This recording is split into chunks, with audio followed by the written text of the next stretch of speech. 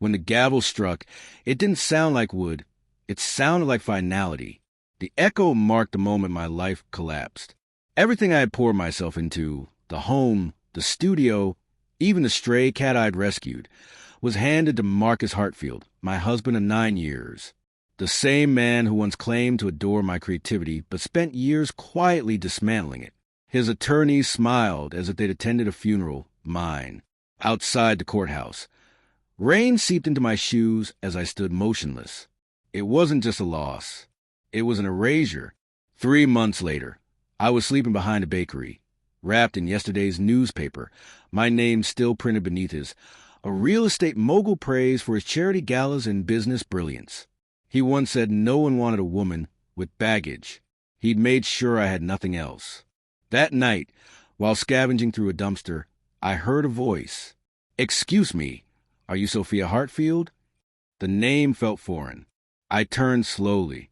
A woman stood beneath a flickering streetlight, her coat immaculate, her voice measured.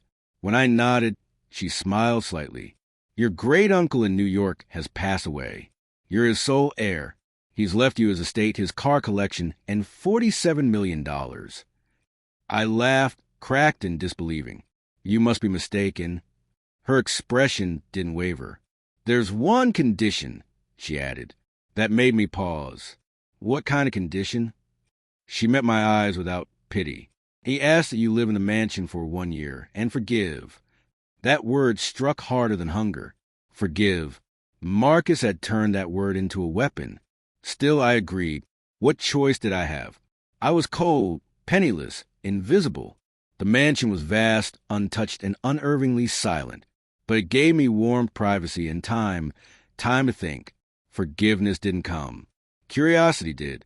The library was lined with ledgers, old contracts, letters. My great-uncle had been a strategist, a man who built empires through precision, not passion. One note, addressed to my successor, read, "Power isn't taken. It's reclaimed." That line embedded itself in me. So I reclaimed mine. I became someone new. Sophie Hale.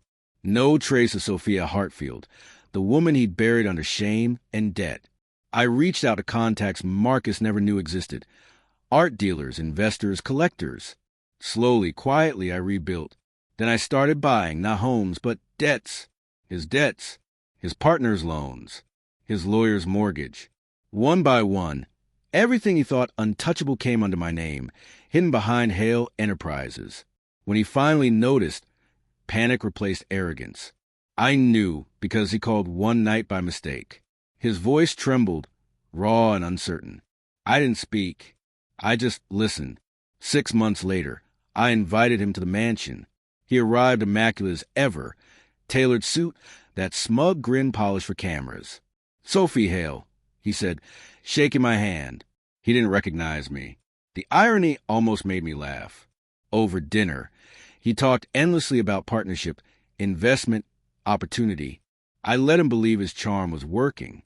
He signed the contracts without hesitation, each stroke of his pen digging his own grave. When he finished, I slid the papers back across the table. "You might want to read Clause 12, I said. He frowned. "Excuse me?" "It states that the buyer, me, acquires not only assets but all pending liabilities, including those fraud cases you buried under your company."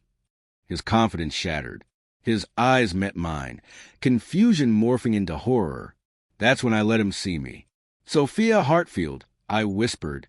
The blood drained from his face. "You..." "Yes, I cut in. Your wife, the woman you erased." He stumbled for words, but I didn't need to hear them. I'd waited long enough to savor the sound of his fear. "I thought forgiveness meant letting go," I said. "Turns out it just meant waiting until I could take everything back." By the time he left, he looked like a ghost. Within a month, his empire crumbled. The tabloids called it a shocking downfall. I called it equilibrium. Now, I sit in the same mansion, snow drifting over the long driveway like a white shroud. The condition had said forgive. And I did, just not in the way they imagined, because forgiveness isn't always mercy. Sometimes it's reclamation. Sometimes It's reminding them that the woman they destroyed learned how to build an empire out of their ruins.